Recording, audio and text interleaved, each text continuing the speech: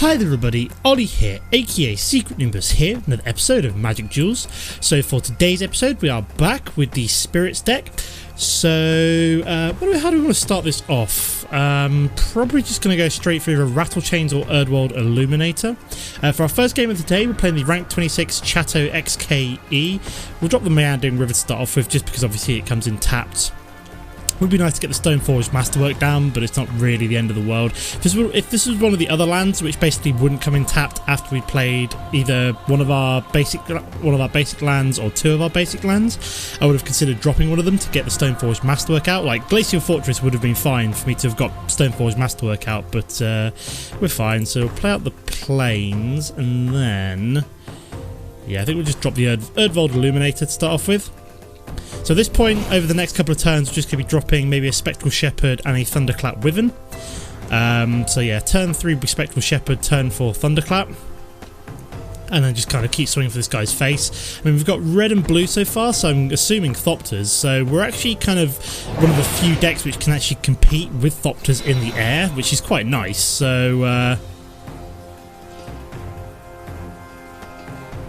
So yeah, we'll go for the... Ooh, very nice. We actually managed to find ourselves an Essence Flux as well. So we'll swing with the Erdwal Illuminator. Here we go. See if he blocks with the Thopter. I'm assuming he probably won't. And then we'll drop our Spectral Shepherd this turn. Or do we hold open Rattlechains and then maybe if he tries to burn this with anything, we'll drop the Rattlechains and then flash it in to give it hexproof maybe? So we'll see what he does. We can flash this in and then we can still flash in Thunderclap Wyvern next turn. We'll still have the same amount of attack on the board. So he's just going to swing with the 2-1 and the 1-1. So we're going to take the 3 damage here. That's fine. So we could always have Essence Fluxed in the Erdwal Illuminator, but I don't really see the point in doing that. So we're waiting to see what he does here before we respond with the Rattlechains. And he's got an Exquisite Firecraft, which he is directing at our face. Okay, that's pretty aggressive. Not sure I understand that, but hey ho. So we'll just flash in Rattlechains now. So yeah, he's just gone 4 damage directly to our face, which is very aggressive. I'm gonna be honest. So we're down to 13 already. So I don't know what he's thinking there, but whatever. So we shall swing with these two. He obviously can't do anything, so we may as well flash in Thunderclap Wyvern now. Push through that 5 damage.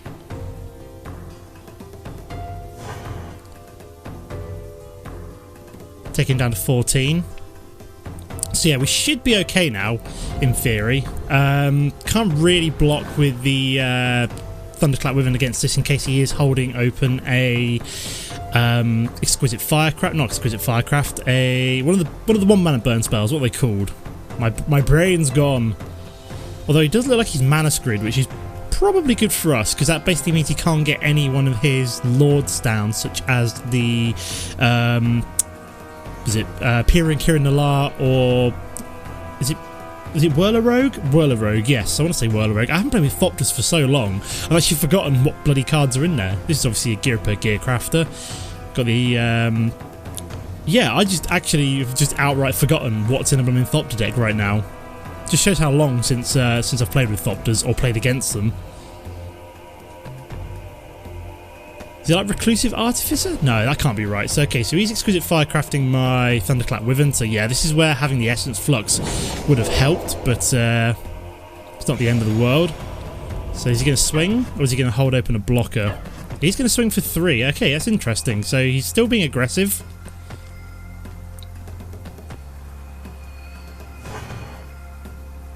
So we're going to go into 10 here. So either you've got the option of going for the Stoneforge Masterwork or the Spectral Shepherd.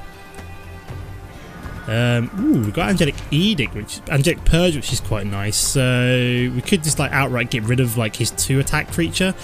But so let's think about this. So if we go for the Spectral Shepherd this turn, we'll also drop the Stoneforge Masterwork, I think, for next turn. And then we've got the Essence Flux open to basically flash back in one of our creatures if we need to. So we'll just swing with these 2 for 3 damage. Yeah, it's kind of annoying he had that second Exquisite Firecraft in hand to burn down our Thunderclap Wyvern, but and we obviously didn't have that additional 1 mana open for the Essence Flux. But how are we to know he basically had 2 Exquisite Firecrafts in hand, so I mean that's pretty rare. That's like a 1 in 2 in 30 chance, so 1 in 15 chance. Is that right? I don't know. That can't be right. No, it's like 1 in 30 times 1 in 30. I don't know. Okay, so he's played out a second Gear Repair Gearcrafter, so he's got himself a second Thopter down. So do I just kind of like flash back in Rattlechains so that it can actually trade with the 1/1s? I don't think that's completely necessary. Okay, we've got Tenacity, so that is pretty fantastic. So we're just going to swing with everything here. And then we're just going to Tenacity up.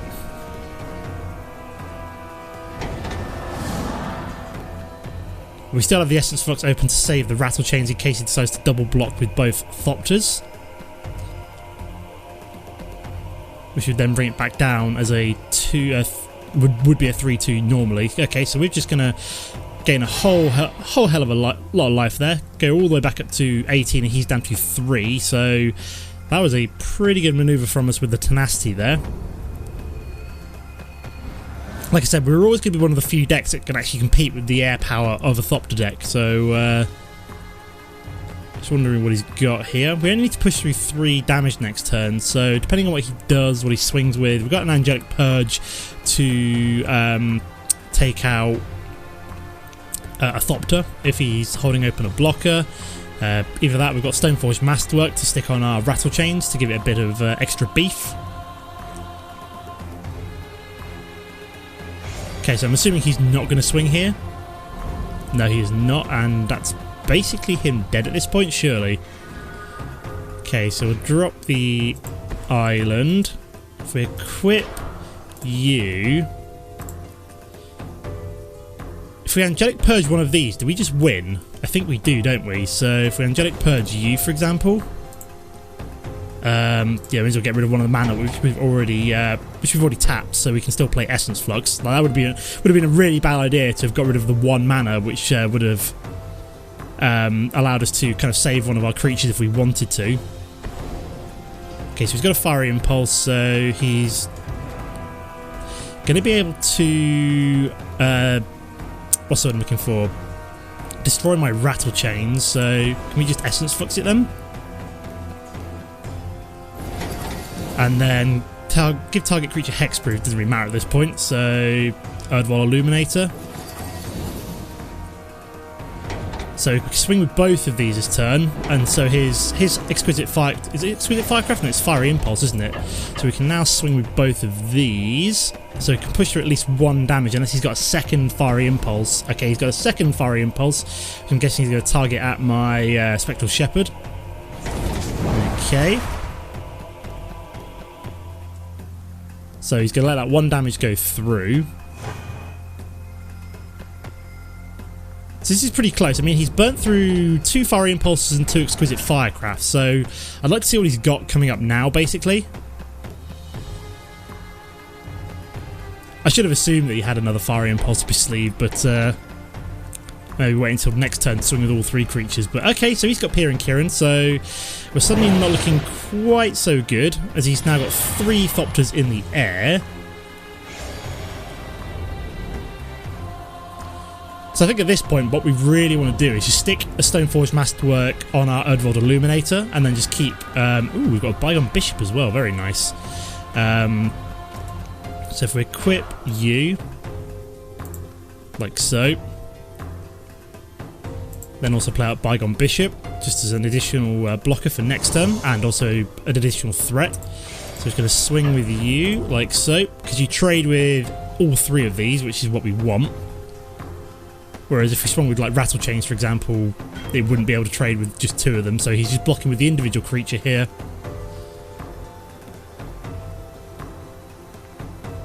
So how much mana does it cost? It costs 3 mana to actually kill, for example, Rattlechains. So that would then leave him open to me swinging with both of these creatures against his Thopter next turn.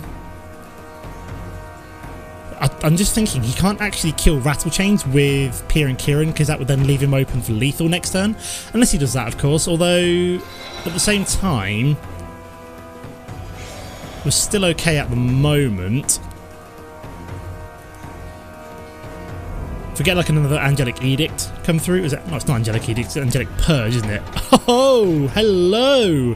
So unless he's got another Exquisite Fiery Impulse, sorry, we should be okay here. So we're going to Angelic Purge one of you.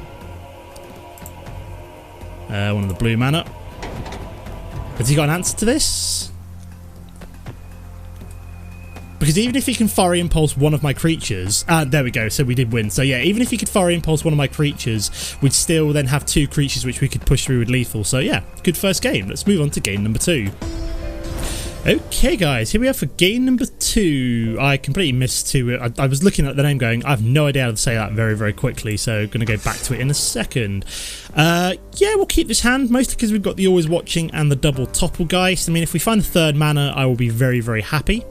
So we'll start off with the planes here. I'll drop one Topplegeist just because it gives us, you know, something to do in the air. So yeah, we're playing the rank 31 Kigetu Kisu 2. That sounds vaguely Japanese to me. Kigetu Kisu 2. Yeah, something like that. And we've got a Suntail Hawk. Okay, so no swinging for me this turn unless I play a second Topplegeist out and tap it down. It's also a possibility. We have the third mana, so we do have the Always Watching to come down next turn. So if we drop the Glacial Fortress and then tap down, I should have done Prairie Stream there. I'm a complete and total tip there. Basically, I should have done Prairie Stream if I only ever intended to play out Topplegeist this turn. Reason being is that I can't actually play this untapped next turn. So next turn I actually can't do anything now. So that was my complete idiocy playing out there. That was a complete misplay in terms of the mana base. I mean, we're okay. Like, long term, we should be fine. Okay, so we got blue and white. So interesting. Azorius versus Azorius. And he's swinging with the Suntail Hawk, so we're just going to, you know, take that because we can swing for 2 next turn. Should be swinging for 4 this turn, but that's completely my own fault. Unless we get a basic land. Ooh, we do. Very nice. So we're going to play out the Always Watching. This gives us 4 damage in the air. We've also got Thunderclap Wyvern to play out next turn as well. So basically what this now gives us is 4 damage on attack, and we can also block against the Suntail Hawk as well. Unless he has his own Always Watching up his sleeve, or a Thunderclap Wyvern. Although the only one we'd be expecting this turn would be Always Watching. Okay, so he's got Declaration in Stone, so he's just going to outright just exile both of my Topplegeists. So these both get exiled, and we get to investigate twice, I believe. Yes, we do. Okay, that's fine. That's actually a really good, like, Declaration in Stone there. I'm going to be honest. So I'm probably just going to go for Bygone Bishop this turn. Okay, cool, that's cool. We've got 5th mana, so you can play you out this turn. Can't do any investigating yet, but that's fine. And we do have the Thunderclap Wyvern to bring in next turn as well. This will be good for refilling our hand in a couple of turns' time once we've played out the Thunderclap Wyvern. Okay, so he's got himself a second Suntail Hawk and a Vryn Wingmare. So how much damage do these do altogether? So at the moment, these are doing 4 damage altogether to me. So basically the way I want to play this, I want to swing with my Bygone Bishop, make him think as though I'm being very, very, like, bold. And then flash in Thunderclap Wyvern, which actually allow me to then trade with all of these. Okay, that's cool. So we're going to play out the Prairie Stream here, and then we're just going to swing. And if he does triple block, we are going to flash in the Thunderclap Wyvern. I mean, we're going to flash in the Thunderclap Wyvern anyway, but it would have been better if he'd triple blocked there to try and kill my Bygone Bishop, but that's fine. We'll just take him down to 11, and we've now got 2 of our own flyers with Vigilance and +1/+1 on the board. Oh, this one's got +2/+2 because of the Thunderclap Wyvern as well. Okay, so he's got himself a Dauntless River Marshal, which he can use to start tapping down creatures. Yes, he can. He can't really swing with any of this. Okay, so he's swinging with... I was going to say, that's a really bad card to swing with. It would have been hilarious if he actually confirmed the blocker there. And we're, like I said, we're quite happy to kind of just start swinging with everything at this point. So toss away a Bygone Bishop there. So we'll sacrifice our first clue here, see what we find. Okay, we've got an Angelic Purge, which is quite nice. So I could, for example, get rid of the Vryn Wingmare here. Sacrifice maybe my second clue for that, or do I just sack off a mana in that case? Because that would allow me to then swing with both of these, put him under like a massive amount of threat. Could also get rid of the potentially tapping creature, could also work. I do like the idea of actually Angelic Purging the Vryn Wingmare though. That will actually cost us all 4 of our mana, which is fine. So what do we want to get rid of? So having a quick look through here. What have we got? We've got plains, islands, glacial fortresses. Okay, I think we're going to get rid of a plain. What did I get? Oh god, I got rid of the Prairie stream. That was a mistake. I was supposed to get rid of one of my plains just because I had an excess of them. So we can now swing with both of these. Swing for 7, so he's going to block with both of these to obviously prevent 7 damage going through this turn. Managed to keep my my clue token as well. Yeah, that was completely the wrong mana. I did not want to get rid of the Prairie stream there, unfortunately. So he's going to be able to actually transform Jace this turn, so we'll be able to -2 one of my creatures here.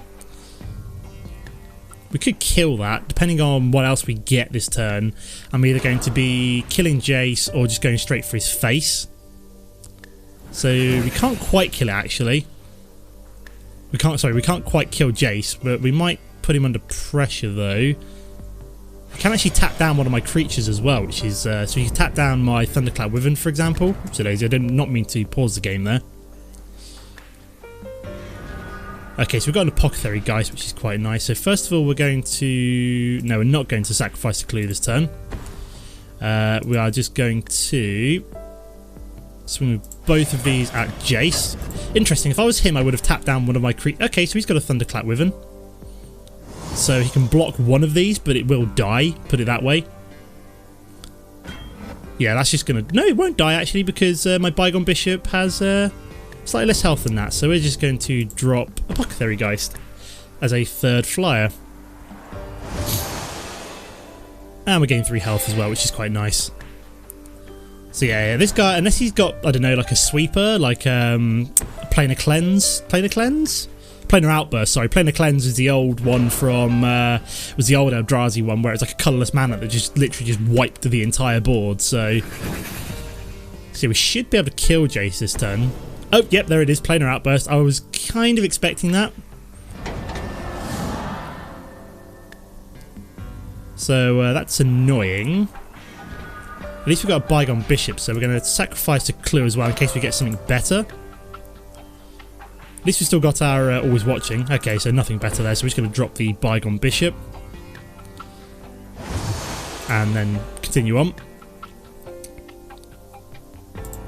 So yeah, I was kind of expecting a Planar Outburst, like just the way that the board state was looking and the way this kind of deck is working. I was like, I was like half expecting it, and that's what was delivered. So so this is going to get -2'd. We'll go down to a 1 attack creature, so we will be able to just essentially just pick at Jace a little bit until we can find another creature to help us out. So yeah, in hindsight, maybe it wasn't the best idea to play Apothecary Geist when we did, but at the same time I was like, so you're going to get -2'd. Yeah, so at the same time it was like, is he actually going to have a Planar Outburst? Okay, no, he's just outright returning. That is really ambitious. So he's Planar Outburst again, but he has less Jace at... Yeah, he can't put the mana on board. And he... What? Oh my god, did he just do what I think he just did? He minus Jace and then didn't actually activate Planar Outburst. He's gone mad. He's actually gone mad. Yeah, I think he's leaving the game here by the looks of things. I think he's realised what kind of horrible... What the hell just happened? Did he actually Planar Outburst there? And I... Did I lag out for a second? Did he actually Planar Outburst and then... Okay, that's really odd. I think he Planar Outburst, but for some reason I like lagged out, so that's why my Bygone Bishop was suddenly going like in the graveyard. I'm assuming that's what's going on here. So basically he activated Planar Outburst and then... So yeah, that was weird. I think the game just lagged for a second, so it triggered, but then I didn't see it trigger. Very bizarre. I said I really need an additional creature. In hindsight, maybe shouldn't have exiled the Ring Wingmare, should have actually exiled Jace, as Jace is being very, very troublesome here. Until we can find ourselves like another decent creature. He's just kind of like counting down the clock at the moment.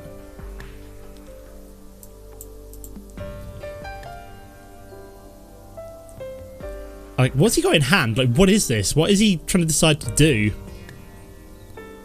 Would love to get a second Thunderclap Wyvern here, or just any other creature of mine would be nice, just so we can actually, you know, finish off Jace. I think this guy is just trolling me at this point. Either that or I'm just like severely lagging out, and what should be the end of his turn is just already gone, and I'm now into my turn or something silly like that. Okay, this is very, very annoying, but like I said, I think he's almost just like raged at this point. Like I said, I think he did trigger the Planar Outburst, but for some reason, like I said, it's just a bit of lag. Okay, we've got Invocation of St. Tariff, so... Okay, so he's just given me that enchantment. That's very bizarre. So whenever this creature attacks, put a 4/4 white angel creature token with flying onto the battlefield. Okay, so basically I can't actually attack with this Apothecary Geist. I was actually thinking of adding... Like, I didn't realise this card was actually in the game, and... I didn't realise this was in here, and in hindsight I really wish this deck was in the deck. So if I was to come back to this deck, this card would be going in, Invocation of St. Tariff, because it's awesome. Like I said, I think he gets it though. So I don't really want to... Does it come in tapped? So let me have a quick look at this. So let me reread it. So an enchanted creature has, whenever this creature attacks, put a 4/4 white angel creature token with flying onto the battlefield tapped and attacking.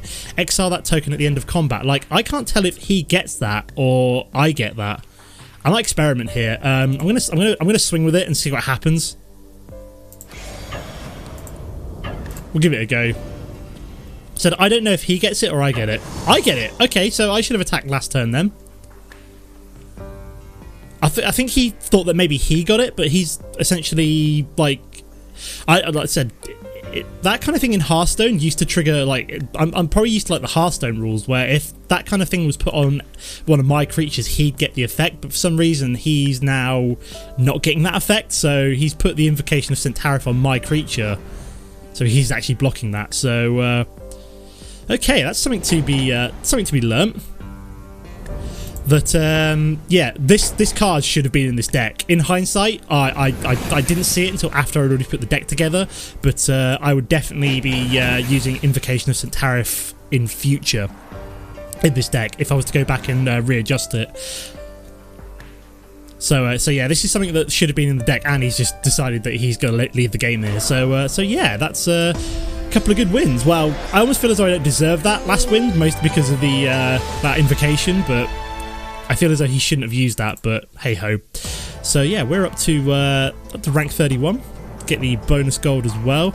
Looking at the time, I don't really have time for another long game like that, so I'm probably just going to leave it here for now. So the deck for next week is going to be a white-black life drain vampire deck. I've been started to play test it. It seems very, very fun. Seems kind of crazy, especially with all the new, with a few of the new like vampire allies being added in Battle for Zendikar. Oath of the Gatewatch. It's very, very fun. I'm looking forward to playing it. But that is the end of the episode for now. As always, guys, don't forget to comment and like if you enjoyed the episode, and I'll see you next time. Goodbye.